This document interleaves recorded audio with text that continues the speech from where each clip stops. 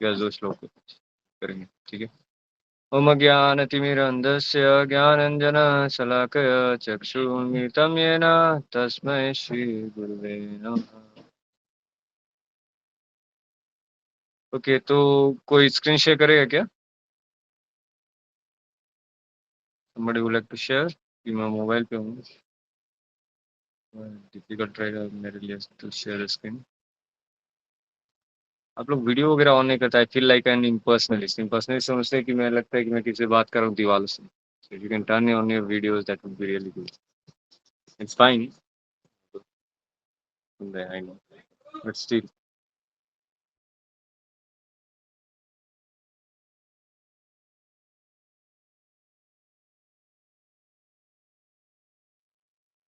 कोई screen share करने वाला है?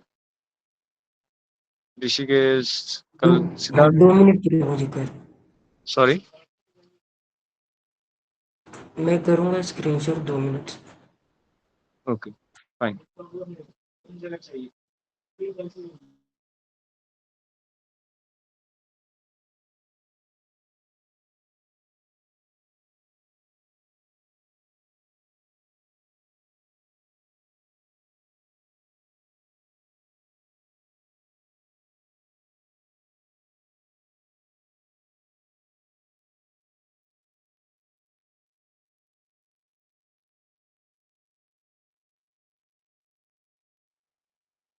Okay, so we'll recite this shloka one line at a time.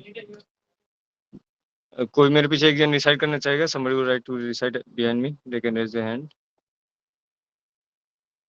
Okay, Siddharth. Okay, fine. विहाय कामान् यः सर्वान् विहाय कामान् यहाय सर्वान्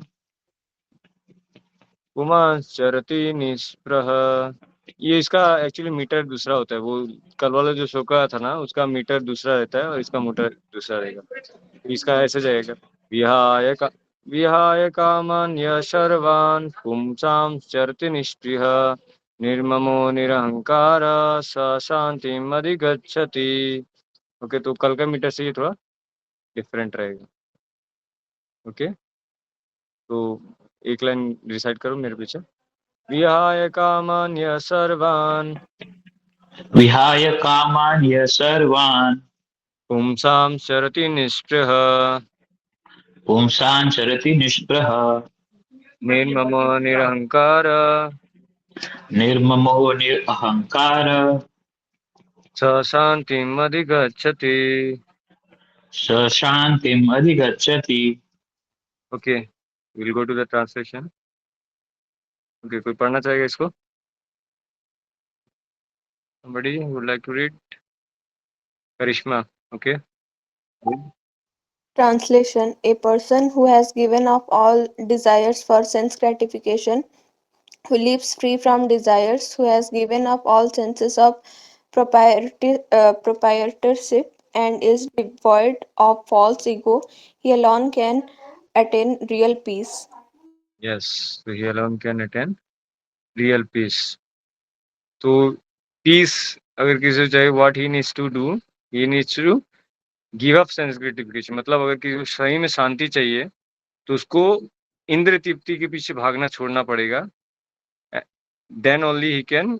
और उसको क्या रहना पड़ता है? फर्स्ट थिंग इज दैट कि he needs to give up all desires, और जितनी भी अपनी इच्छाएं हैं सेंस ग्रेटिफिकेशन पे वो छोड़नी पड़ेंगी। Who has given up all sense of proprietorship, और हमें मतलब मालिकाना कि ये मेरा है, ये मेरा घर है, ये मेरा बीवी है, ये मेरा बंगला है, ये मेरा सब है। तो ये सेंस ऑफ प्रोप्राइटरशिप से अगर हम फ्री हो जाएंगे, then that person only can attain peace. तो ये क्या होता है? उस तरह का व्यक्ति ही बस शांति को प्राप्त कर सकता है, और कोई नहीं। ओके, या so yeah, somebody can read the permit, somebody else apart from Karishma would like to read the purport? कोई और पढ़ना चाहेगा purport? कोई नहीं। Okay, Siddharth, ji. To become desireless means not to desire anything for sense gratification. In other words, desire for becoming Krishna conscious is actually desirelessness.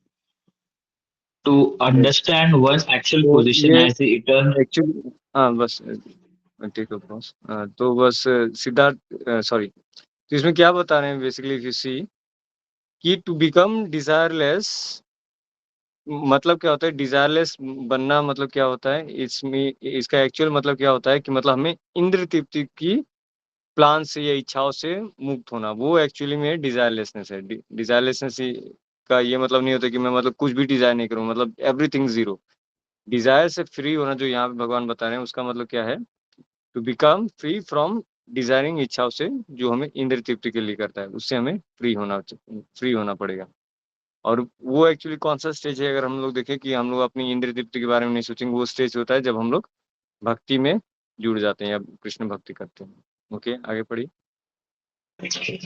To understand one's actual position as the eternal servitor of Krishna without falsely claiming that this material body to be oneself and without falsely claiming proprietorship over anything in the world is the perfect stage of Krishna consciousness. One who is situated in this perfect stage knows that because Krishna is the proprietor of everything, everything must be used for the satisfaction of Krishna. Arjuna did not want to fight for his own sense satisfaction, but when he became fully Krishna conscious, he fought because Krishna wanted him to fight. Yes For him, सो यहाँ पे क्या बता रहे हैं मतलब हम लोग कैसे बन सकते हैं डिजायरलेस या एक्चुअली कृष्णा कॉन्शियस कैसे हम लोग बन सकते हैं फर्स्ट थिंग क्या है कि हम लोग को आइडेंटिफाई करना है कि हम लोग मतलब ये शरीर नहीं है हम लोग क्या है सोल है and soul means part and parcel of Krishna so that is our actual position अगर वो हम लोग समझते हैं then we will act accordingly let's say अगर कोई किसी को पता है कि वो पियोन है किसी कंपनी में तो कौन सा जॉब करेगा अपने पियोन वाला जॉब करेगा राइट वैसे ही हम लोग को भी क्या पता लगाना जरूरी है कि we are actually servant of God and we are part and parcel of God so we need to understand that और वो अगर हम लोग समझ में आ जाएगा तो अब हम लोग समझ जाएंगे कि जितनी भी सारी चीजें हैं ना जितनी भी चीजें हैं जो भी है जैसे हमारा जमीन बंगला गाड़ी ये सब वो उसका एक्चुअली मालिक मैं नहीं हूँ वो सारी चीजें के प्रोपराइटर मालिक मैं नहीं हूँ और मालिकाना अधिकार जब छूट जाएगा तो automatically we will achieve that like that shanti which is or real peace which is mentioned here okay आगे पढ़िए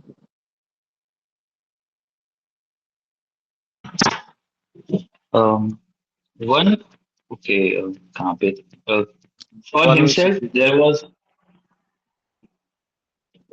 Hmm, हाँ सॉरी हाँ और इसमें एक और एग्जांपल बताया क्या गया है वो अर्जुन का एग्जांपल बताया गया है कि अर्जुन एक्चुअली खुद के लिए लड़ना नहीं चाहता था मतलब ऑल्दो मतलब हम लोग किरदार देखें कि अर्जुन बोलता है मैं अपने राज के लिए क्यों लड़ूं ये सब क्यों करूं वो सब करूं वो Arjun actually he was a pure devotee he was just trying to present all of us in becoming that kind of situation Krishna ने उनको वैसे इंस्ट्रूमेंट बताया था कि ताकि वो भगवद गीता बोल पाए राइट बट एक्चुअली जो अर्जुन जो लड़ना चाहते थे वो क्यों लड़ना चाहते थे because he understood that his real position is Krishna servant and that is why to please Krishna he wanted to fight not for own like sense gratification कि अच्छा मुझे ये राज मिल जाएगा तो मैं इस पे राज करूंगा सबको मैं अपने पैरों तले रखूंगा उस तरह का उनका मेंटेलिटी नहीं था उनका only mentality was just because Krishna wants की मतलब अधर्म का नाश हो इसलिए मैं ये लड़ाई लड़ना चाहता हूँ तो इसलिए उन्होंने ये फाइट किया था ओके आगे For पढ़िए himself, there was no desire to fight, but for Krishna, the same Arjuna fought to his best ability. Real desirelessness is desire for the satisfaction of Krishna, not an artificial attempt to abolish desires. The yes living entity तो cannot ये be desireless or. ये जो point है ना कि real desirelessness is desire for Krishna satisfaction of Krishna this is an actual point because अगर आप बाकी फिलोसफीज पढ़ोगे ना जैसे बुद्धिस्ट फिलोसफी आती है तो वो लोग क्या बोलते हैं कि निर्वाणा अटेन करना you need to one needs to attain nirvana to attain ultimate peace या अल्टीमेट जो रियल पीस जो यहाँ पे बात हो रहा है जिस तरह का रियल पीस का so you need to become completely desireless और you need to become shunya इसलिए उन लोग को हम लोग उनका जो फिलोसफी है उसको हम लोग क्या बोलते हैं शून्यवादी philosophy because they want to destroy everything वो लोग क्या बोलते हैं कि मतलब तुम कुछ भी डिजायर मत करो that should then only you can attain real peace but actually if you see to become desireless is also actually a desire that we are having. Correct? मतलब कुछ इच्छा ना करना, कुछ इच्छा ना करने की इच्छा भी एक इच्छा है कि नहीं? मतलब ये थोड़ा वर्ड जगलरी जैसा लगेगा, आई नो, बट वो एक है कि मतलब मैं कुछ इच्छा नहीं करना चाहता हूँ, वो मेरी एक इच्छा है। करेक्ट? वो थोड़ा कन्फ्यूजिंग है, आई नो, आप लोग का इमोजी देख के मैं समझ रहा हूँ। तो वो एक्चुअली बुद्धिस्ट फिलॉसफी है, बट एक्चुअल जो रियल जो ये होता है desirelessness, that is to become Krishna conscious desire, यानी भगवान के लिए इच्छा करना। जैसे अर्जुन ने इच्छा की थी कि मैं लड़ूंगा भगवान की प्रसन्नता के लिए। ओके, नॉट टू आर्टिफिशियली कि मतलब नहीं अब मैं निर्वाण को प्राप्त करूंगा, मैं पूरा शून्यवादी बन जाऊंगा, मैं सब चीज को मतलब नहीं मानूंगा, मेरा एक ही डिजायर है कि मैं कुछ डिजायर नहीं करूं। So that is not like a real desirelessness, it's an artificial thing. क्योंकि हम लोग कितना भी ट्राई करें ना, because we are part and part of Krishna, Krishna has desires, Krishna want something, तो हमें हमें भी वो इच्छा शक्ति है, हम भी कुछ चाहते हैं कि मतलब मेरे लिए ये हो या उसके लिए वो हो। तो हम डिजायरलेस से शून्यवादी नहीं बन सकते हैं, दैट इज नॉट पॉसिबल। एक अगर वो हम लोग करना चाहते हैं तो वो एक आर्टिफिशियल चीज है, यानी एक कृत्रिम रूप से हम लोग एक चीज को अपने ऊपर थोपना चाहते हैं। So that is actually not possible. But real desirelessness means to become Krishna conscious or to become have desires for Krishna. Krishna के लिए मैं ये करना चाहता हूँ, कृष्णा के लिए वो करना चाहता हूँ. So that is actual desirelessness. मैं अपने के लिए नहीं करना चाहता हूँ. I want to do for God. Okay? ये आगे पढ़िए. The living entity cannot be desireless or senseless, but he does have to change the quality of the desires. A materially desireless person certainly knows that everything belongs to Krishna. Ishu, Ishavasyam ईशावास्यम idam इदं sa- Ishavashyam idam sarvam, and therefore he does not falsely claim proprietorship over anything. This transcendental knowledge is based on self-realization, namely knowing perfectly well that every living entity is an eternal part and parcel of Krishna in spiritual identity, and that the eternal position of the living entity is therefore never on the level of Krishna or greater than him. This understanding of Krishna consciousness is the basic principle of real peace. Yes. So basically क्या बता रहे हैं कि मतलब हम लोग जो real identity अपना समझ जाते हैं कि क्या है कि we are Krishna servant and that is why we do not desire anything for ourself. और अगर हम लोग डिजायर नहीं चाहते हैं, सो ऑटोमेटिकली जो हमारा जो प्रोपराइटरशिप है या हम लोग किसी चीज का मालिकाना अधिपत्य जमाना चाहते हैं, वो ऑटोमेटिकली खत्म हो जाता है। राइट? हम लोग की समझने लगता है अच्छा ये जमीन तो भगवान की है, ये मेरा थोड़ी है, भगवान का बनाया हुआ क्रिएशन। मैं 50 साल के 60 साल के जी रहा हूँ, उसमें क्या मेरा है? कुछ नहीं। ये घर भी मेरा नहीं है, भगवान के पंच महाभूतों से ही बना हुआ है। ये सारी चीजें हम लोग समझ लें तो वी कैन अंडरस्टैंड कि ईशावास्यम इदम सर्वम, कि मतलब सब चीज भगवान का दिया हुआ है, सब चीज भगवान का बनाया हुआ है। और जब वो समझ में आता तभी हमें वो एक्चुअली आत्म साक्षात्कार होता है। देखिए क्या होता है, नॉलेज इज डिफरेंट एंड आत्म साक्षात्कार एंड रियलाइजेशन इज डिफरेंट। जैसे हम लोग पढ़ रहे हैं ना ये सारी चीजें, तो इससे हम लोग नॉलेज मिल रहा है, बट रियलाइजेशन कब होगा? जब हम लोग डीप में चीजों को देखेंगे ना, मतलब हम जब देखेंगे अपना घर तो हम समझेंगे अच्छा ये भगवान का, ये जमीन देखेंगे ये मेरे नाम पे जमीन है, लेकिन ये है किसकी? एक्चुअली भगवान की है। तो दैट इज कॉल्ड रियलाइजेशन। तो अभी हम लोग भले ही ज्ञान प्राप्त कर रहे हैं, बट एक स्टेज आता है प्रैक्टिस के through that we will realise all this things. जब वो कर लेते हैं, that is called as self realisation. Okay, so this is what the how we can attain peace, which is told. Okay, so we'll go to the last shloka of this chapter.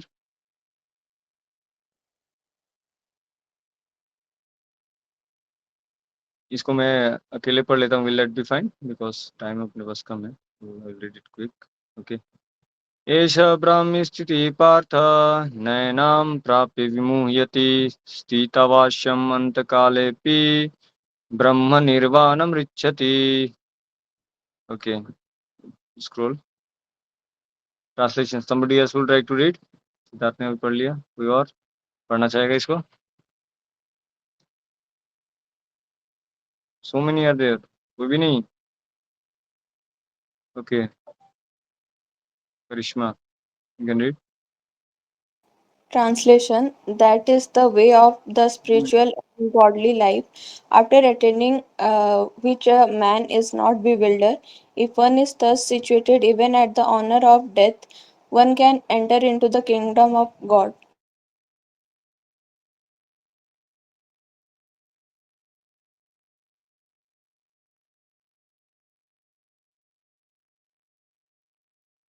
Just एक minute रुकिएगा।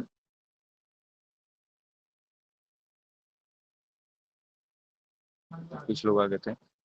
So that is the way of the spiritual and godly life after attaining which a man is not bewildered.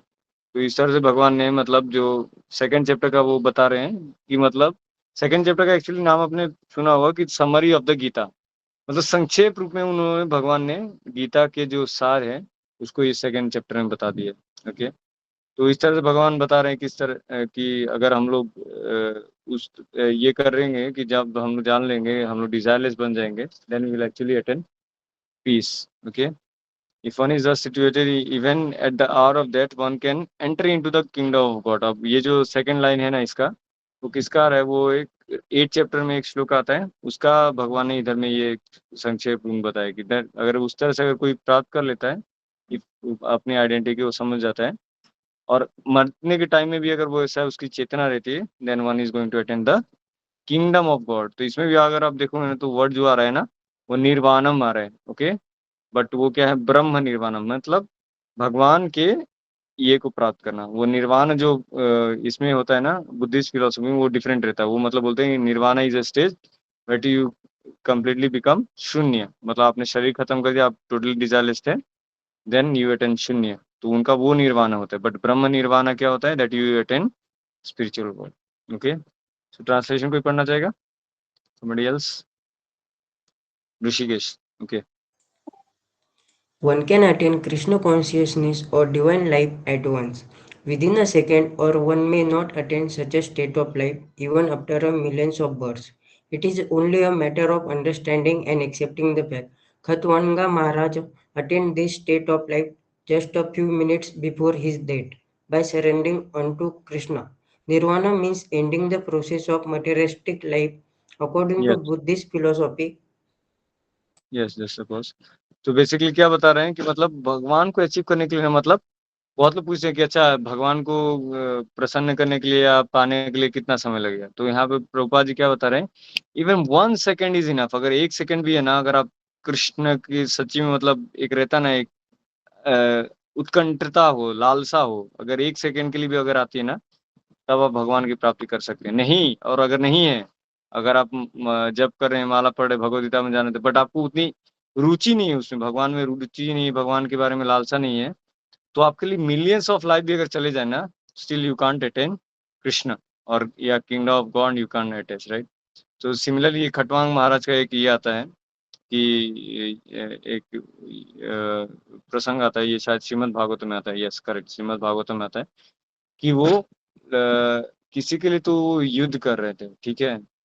तो फिर उनका कुछ हुआ कि मतलब उन्होंने फिर देवताओं के लिए शायद वो युद्ध कर रहे थे। फिर उन्होंने वो पूछा जब युद्ध खत्म हो गया कि मेरे पास कितने समय बचे हुए, कितने क्षण बचे हुए? तो उन्होंने बोला कि एक क्षण या कुछ क्षण बचा हुआ। तो उन्होंने क्या किया? सब कुछ त्याग के भगवान पे उन्होंने ध्यान किया, और उनकी मतलब उत्कंठता या लालसा इतनी थी भगवान के प्रति कि उसी उतने ही सेकंड में, उतने ही मिनट में, उतने ही क्षण में उन्होंने भगवान की प्राप्ति कर ली है, भगवत धाम का प्राप्ति कर लिया। तो ये एक प्रसंग आता है, ये श्रीमद् भागवत में आता है। ओके, आगे पढ़िए।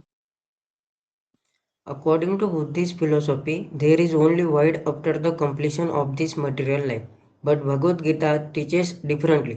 Actual life begins after the completion of this material life. For the yes, gross तो materialist, ये बुद्धिस्ट क्या बोलते हैं कि मतलब ये बॉडी में है, हम इसलिए सफर कर रहे हैं। ये बॉडी खत्म तो एवरीथिंग इज खत्म, you become zero, everything become zero and there is nothing. Okay, इसका परपट लंबा है क्या? नीचे नीचे कीजिएगा। ओके, हाँ ऊपर की। तो यहाँ पे क्या बता रहे हैं कि बुद्धिस्ट का क्या मानना रहता है कि आप ये बॉडी खत्म कर दीजिए, एवरीथिंग इज खत्म। बट जो भक्ति का पाथ है ना, उसमें क्या बताते हैं कि actually this life is just a preparation, and जब आपका ये शरीर खत्म हो जाए, then your real life begins, means you you are going to go to kingdom of God where you can stay with God forever. So वो होता है हमारा फिलोसफी है, कृष्णा कॉन्शियस फिलोसफी, वो उसके बारे में बताता है। ओके, आगे पढ़िए। for the gross materialistic, it is sufficient to know that one has to end this materialistic way of life. But for persons who are spiritually advanced, there is another life after this materialistic life. Before ending this life, If one fortunately becomes Krishna conscious, he at once attains the stage of Brahma Nirvana. There is no difference between the kingdom of God and devotional service of the Lord, since both of them are on the absolute plane. To be engaged in the transcendental loving service of the Lord is to have attained the spiritual kingdom. In the material Hmm. world, there are activities of sense gratification, whereas in the spiritual world, there are activities of Krishna consciousness. Attainment of Krishna consciousness, even during this life, is immediate attainment of Brahman, and one who is situated in Krishna consciousness has certainly already entered into the kingdom of God. Yes, तो ये basically बता रहे हैं कि difference क्या होता है कि मतलब स्पिरिचुअल अगर आप भक्ति कर रहे हैं ना तो देयर इज नो डिफरेंस, मतलब भगवान के सर्विस में और भगवान के धाम में there is actually no difference, वहाँ पे कोई डिफरेंस नहीं होता है। And if one is doing that then actually one has attain that position, मतलब ऑलरेडी किसी ने ब्रह्म निर्वाण इसी लाइफ में जिंदा होते हुए उसने क्या कर लिया है, भगवत धाम की प्राप्ति कर लिया। अब ये बोलेंगे सर वो तो या प्रभु वो तो मरा ही नहीं है तो कैसे भगवान की धाम की प्राप्ति कर लिया। नो, वो एक्चुअली एब्सोल्यूट प्लेटफॉर्म है। तो भले वो आदमी मतलब इस धरातल पे वो हम सबके बीच में जी रहा है, बट उसका कॉन्शियसनेस क्या है ना कि उसका जो चित्त है ना वो कहाँ है, हमेशा भगवान के ऊपर ध्यान है या भगवान के धाम में ध्यान है या भगवान की सेवा में ध्यान है, राइट। तो इसीलिए उस तरह से उस इस तरह का व्यक्ति क्या करता है, वो इस धरती पे होते हुए भी वो भगवत धाम की प्राप्ति कर लेता है। Okay, read the next part. Brahman is just the opposite of matter. Therefore, Brahmi Sthiti means not on the platform of material activities. Devotional service of the Lord is accepted in the Bhagavad Gita as the liberated stage. Sa gunan smati yaten Brahma bhuya kalpate. Therefore, Brahmi Sthiti is liberation from material bondage. Yes, तो ब्रह्म स्थिति क्या है, ये थोड़ा different है। मतलब kingdom of God के जो एक्सेप्ट करते हैं, ये एक तरह से बस लिबरेशन है। अब लिबरेशन के थोड़े प्रकार होते हैं, आई नॉट डिस्कस हियर, वो थोड़ा हाई हो जाए, मे बी जब सुटेबल टाइम आएगा वी कैन डिस्कस। तो ब्रह्म स्थिति is something different from kingdom of God. Okay, attaining kingdom of God.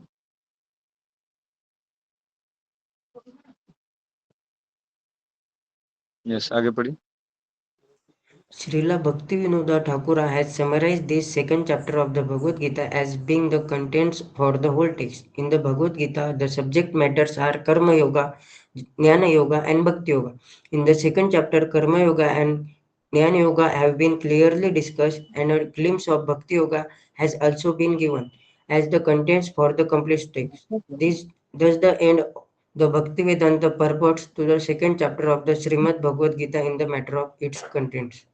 Yes, तो श्रीला भक्ति विनोद ठाकुर हैं, वो हमारे एक आचार्यगण हैं। तो उन्होंने क्या किया है, समराइज किया है कि मतलब सेकंड चैप्टर मैंने जो ऑलरेडी बताया उसका नाम क्या है, summary of the Bhagavad Gita है चैप्टर का नाम। मतलब भगवद गीता जो मोटा मोटी जो सार है ना वो भगवान ने सेकंड चैप्टर में बता दिया है। तो अगर आप देखेंगे भगवद गीता को 3 हिस्सों में बांटा गया है। पहला जो हिस्सा है वो है कर्म योग, फिर ज्ञान योग, भक्ति योग और ज्ञान योग, 3 तरह के योग के बारे में डिस्कस किया गया है भगवद गीता के बारे में। तो इसलिए भगवान ने इस सेकंड चैप्टर में मतलब मोटा मोटी तीनों चीजों को हाईलाइट करके यहाँ पे बता दिया है। तो इसलिए मतलब अगर कोई बाकी चैप्टर्स नहीं पढ़ के अगर सेकंड चैप्टर को पढ़ता है ना तो इसको उसको मतलब मोटा मोटी आइडिया लग जाएगा, अच्छा क्या है ज्ञान योग, क्या है कर्म योग, क्या है भक्ति योग, क्या है। तो इसलिए भगवान ने बता दिया, क्योंकि बहुत बार रहता है ना कि हम लोग जैसे मान लीजिए अगर कोई छोटा बच्चा है उसको अगर हम लोग चावल देंगे, दाल देंगे, रोटी देंगे, सब्जी देंगे और उसके बाद गुलाब जामुन देंगे तो वो उतना वेट नहीं कर सकता। बट अगर आप उसको गुलाब जामुन दो पटाख से वो खा लेगा, राइट। तो भगवान समझते हैं कि हम लोग कलयुग के वैसे जीव हैं जिसको मतलब इतने चीजों में इंटरेस्ट नहीं है। तो इसलिए भगवान ने क्या कर दिया, सेकंड चैप्टर दिया कि लो तुम सारी समरी स्टडी यहीं पे कर लो and you gain the whole knowledge. Okay, so here we end the second chapter. अगर किसी का कुछ प्रश्न है तो पूछ सकते हैं, नहीं तो we end the class here. कोई प्रश्न है?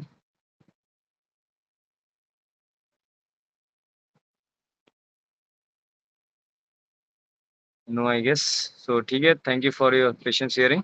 Okay, will continue tomorrow. Okay, Hare Krishna.